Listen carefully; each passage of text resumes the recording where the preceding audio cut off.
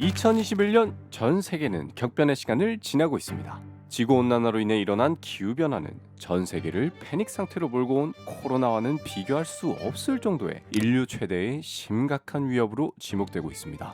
기후변화를 막기 위해 전 세계 정상들이 2015년 파리에 모여 맺은 역사상 최대의 국제협약이라 불리는 파리 기후협약을 시작으로 인류는 불가능할 것 같은 미션을 문명에 존망을 걸고 성공해 내야만 하는 시대를 살고 있는 것입니다. 온실가스를 배출하는 산업은 엄청난 속도로 쇠퇴하고 있고 청정에너지라 불리는 산업은 유례없는 속도로 빠르게 성장하고 있죠.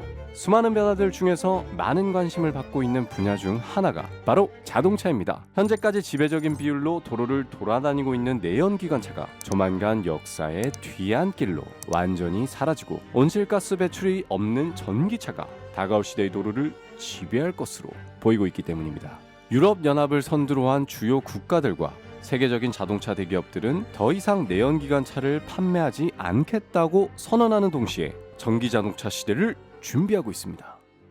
전기자동차는 언제 등장했을까요? 전기차의 시초라고 할 수 있는 세계 최초의 전기마차는 놀랍게도 1830년 영국에서 등장했었습니다. 꽤나 오래전에 발명됐던 전기차가 그때부터 지금까지 꾸준히 개발돼 왔으면 분명 많은 기술 진보를 이뤄서 내연기관차에게 이렇게까지 밀리진 않았을 것 같은데 왜 전기차는 지금에 와서야 주목받게 되었고 그동안은 보이지 않았던 걸까요? 1859년 현대식 석유 시추가 시작되고 미국 석유왕 록펠러의 등장으로 석유의 가격은 급감했었습니다.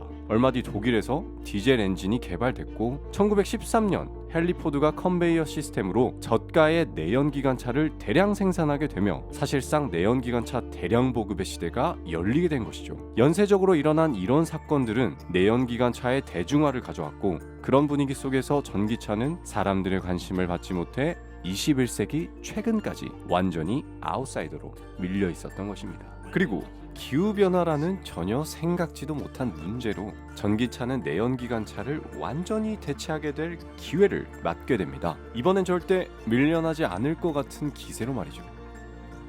전 세계 국가들은 칼을 빼들고 지속 가능할 수 없는 산업에 대한 투자와 정책과 제도를 거두고 그 역량을 지속 가능한 세상을 위한 산업에 쏟기 시작했습니다. 세계 여러 나라의 정부들은 전기차 보급에 대한 정책과 제도를 빠르게 마련하고 기업과 금융계에선 기후변화와 같은 비재무적인 요소를 관리하려는 투자 흐름이 일어나며 녹색산업, 4차 산업혁명 기술, 2차 전지 배터리 같은 기술이 급속도로 성장하면서 기존의 내연기관 자동차 시장은 큰 변화의 바람을 맞게 됐죠. 내연기관차 시대에서 전기차 시대로 전환되는 흐름이 형성된 것입니다. 미국의 블룸버그가 낸 보고서를 보면 전 세계 승용 전기차의 판매량이 2015년과 비교해 2019년에 4배가 뛰었고 2030년엔 2,600만 대, 2040년엔 약 5,400만 대를 팔 것으로 전망하면서 전체 자동차 판매 중 전기차의 비율이 무려 58%에 이를 것으로 예상했습니다. 또 전기차에 사용되면서 가장 널리 사용되는 리튬이온 배터리팩의 가격은 2010년에서 2019년 사이에 89%나 떨어졌다고 하죠. 불과 몇 년 전만 해도 전기차로 부산까지나 갈 수 있겠어 했었는데 벌써 한 번의 충전으로 400km가 넘는 거리를 이동할 수 있는 전기자동차가 거리를 돌아다니고 있습니다. 전기차 충전소가 많이 없는 불편한 문제도 정부와 기업에서 정책적으로 전기차 충전소를 대거 설치하려고 하고 있고 아예 의무적으로 설치해야 하는 법안이 나오고 있는 상황이기 때문에 그런 불편함도 서서히 사그라들지 않을까 생각됩니다. 또 언제가 될지 모르지만 현재 한창 개발 중에 있는 차세대 태양전지인 페로브스카이트 태양전지가 전기자동차에 접목된다면 아예 충전소에 들르는 빈도수가 줄어들지도 모릅니다. 자동차 자체가 전기를 생산해버리기 때문이죠. 인터스텔라에 나오는 10년을 넘게 하늘을 날던 드론처럼 충전이 필요 없는 거의 무한정 달릴 수 있는 차가 나올지도 모르는 거죠. 상용화 초기에는 많은 양의 전기를 생산하진 못할 수도 있겠지만 적어도 엉뜨나 에어컨 켤 정도의 전력은 생산해주지 않을까라는 생각이 드네요. 전기차는 기후변화라는 예상치 못한 변곡점으로 화석연료로 달리는 자동차 세상을 180도 뒤엎을 자동차로 떠오르고 있습니다. 탄소를 배출하지 않는 무공해 차량으로 불리며 기후변화 시대에 필수적인 차량이 된 것이죠. 그런데 한편에서는 전기차가 만들어지기 시작하는 단계에서부터 폐차하는 순간에 이르기까지의 전 생애를 보면 실은 전기차가 내연기관차보다 더 많은 온실가스를 배출할 거라는 얘기가 나오기도 합니다. 과연 정말일까요?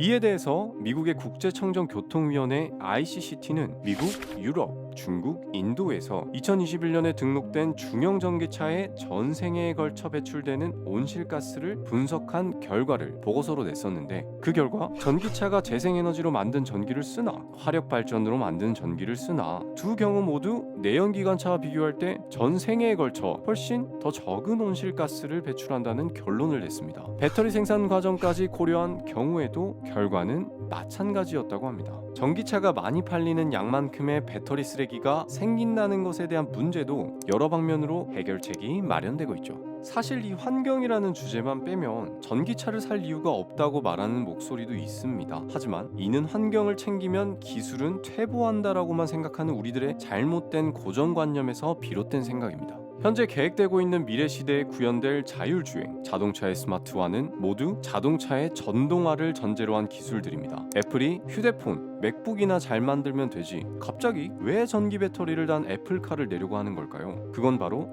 애플 생태계의 확장을 위해서입니다. 자동차 안에서까지도 애플이 구축한 생태계 안에서 시간을 보내게 하기 위함이죠. 전기차는 단순히 환경이라는 주제만 빼면 뭣도 없는 차가 아니라 현재 기술들이 나아가고 있는 미래 상황에 필수적인 자동차 형태인 것이죠. 내연기관차는 앞으로 서서히 과거의 유물이 되어갈 겁니다. 내연기관차 vs 전기차 누가 살아남을까? 이런 경쟁 개념이 아니라 법적으로 내연기관차는 더 이상 판매할 수 없는 세상이 된다는 겁니다. 지속가능한 세상에 대한 인간의 욕망과 이를 정면으로 위협하는 기후변화는 온 세상과 자동차 산업의 궤도를 크게 바꾸고 있습니다. 그리고 이런 방향의 흐름은 한 해 한 해 시간이 지날수록 전기차 기술, 성능의 메리트를 점점 더 향상시킬 것이고 그 안에서 살아가는 우리의 일상도 바꿀 것입니다. 기후변화는 전 세계를 변화의 소용돌이로 몰아넣었습니다. 그 변화의 소용돌이 속에서 우리는 살아가고 있습니다.